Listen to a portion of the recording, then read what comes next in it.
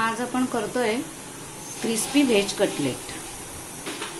Crispy veg cutlet करण्यासाठी ह्या आपण सगळ्या भाज्या घेतल्या आहेत। या सगळ्या भाज्या मी चॉपरवरती चॉप करून घेतल्या आहेत। फरसबी, बीट, कॉर्न, गाजर, वाटाणा आणि बटाटा किसून घेतलाय। कांदा बारीक चॉपरवरती करून घेतलाय। धणे जिरे पूड, लाल मिरची पावडर किंवा हिरवी मिरची बारीक करून, गरम मसाला, आमचूर पावडर, कोथिंबीर। तेल गरम झाल्यानंतर त्यात आलं,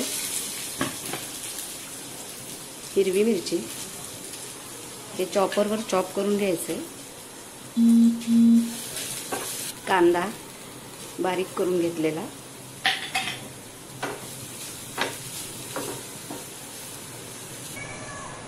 आता या सगळ्या भाज्या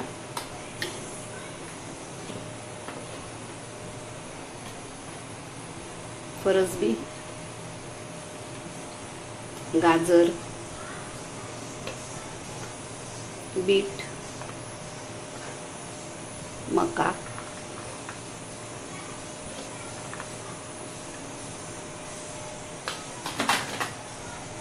या सगळ्या भाज्या आपण 2 मिनिटं परतून घ्यायच्या आहेत। फक्त क्रंची करायच्या आहेत। धणेपूड, जिरेपूड आणि थोडासा गरम मसाला टाकून घ्यायचे। तिन्ही एकत्र केले मी। आमचूर पावडर, चवीप्रमाणे मीठ, हिरवी मिरची आपण टाकली आहे, काश्मीरी तिखट टाकते रंगासाठी आणि थोडंसं साधं तिखट। सगळं मिक्स करून घ्यायचं।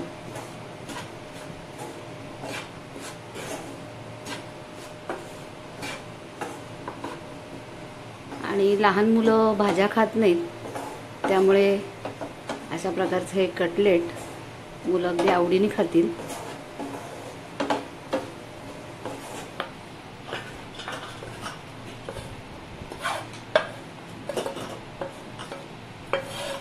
या भाज्यांमध्ये आपण उकळून घेतलेला हा बटाटा मी किसून घेतला, तो याच्यात टाकून घेऊया।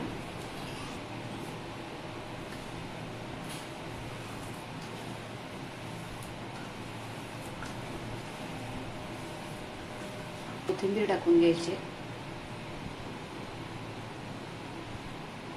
भाज्या बटाटा सगळं मिक्स करून झाल्यानंतर याच्यामध्ये आपण आता ब्रेड क्रम्स टाकून घेणार आहे आणि ब्रेड क्रम्स टाकून हे पुन्हा छान मिक्स करून घ्यायचे।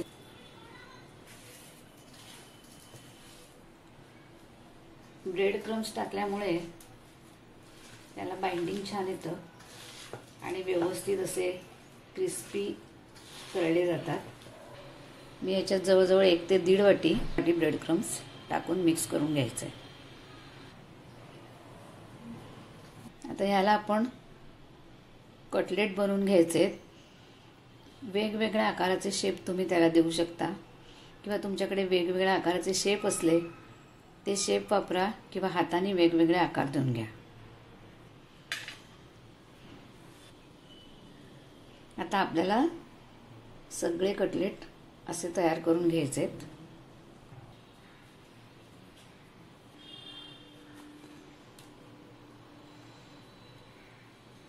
उचलून असं घेऊन खाली असं प्रेस करायचं।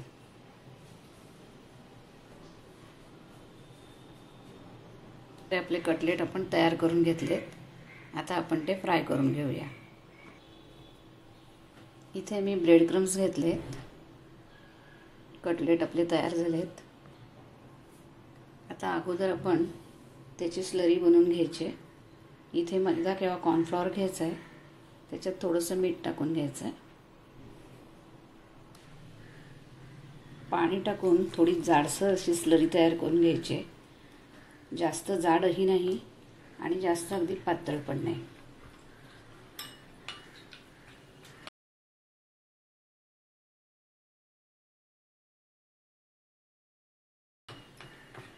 आणि ह्याच्यात आपण कटलेट बुडवून घ्यायचे, म्हणजे काय होतं त्याला ब्रेड क्रम्स अगदी व्यवस्थित प्रकारे लागतो आणि मग ते आपण तेलामध्ये शॅलो फ्राय किंवा फ्राय करून घ्यायचे आहेत.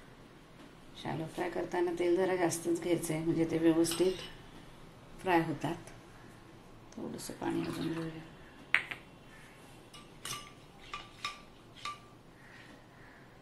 बघू शकता. त्यानंतर आपण ब्रेड क्रम्समध्ये ते घोळून घेणार आहे.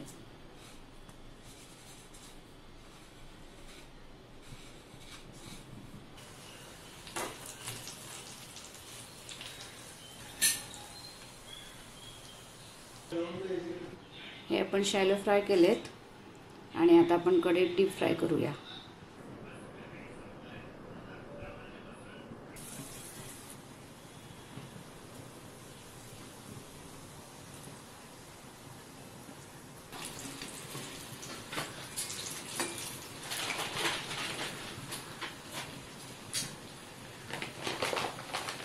छान मस्त ब्राऊन रंग आलाय आणि एकदम क्रिस्पी झालेत.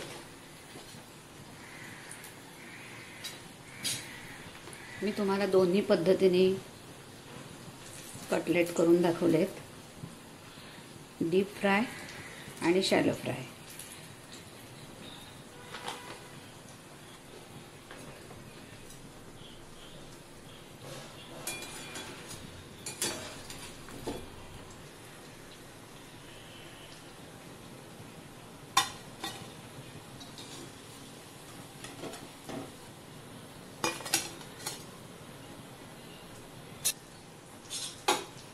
आता बऱ्याच जणांचं म्हणणं असं असतं, स्लरी का लावायची, स्लरीची काही गरज नाही.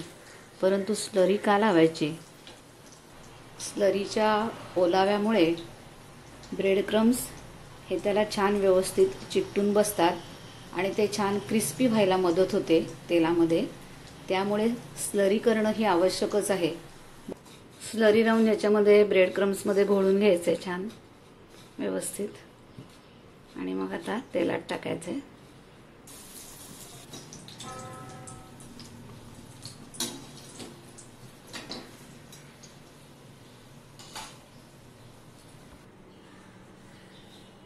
तेव्हा आपले कटलेट तयार झालेत. एकदम छान क्रिस्पी, दोन्ही बाजूने एकदम मस्त तळले गेलेत.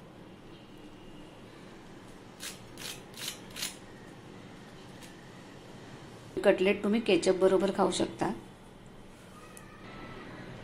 Crispy veg cutlet. रेसिपी जर तुम्हाला आवडली असेल तर रेसिपीला लाईक, शेअर आणि सबस्क्राईब करा.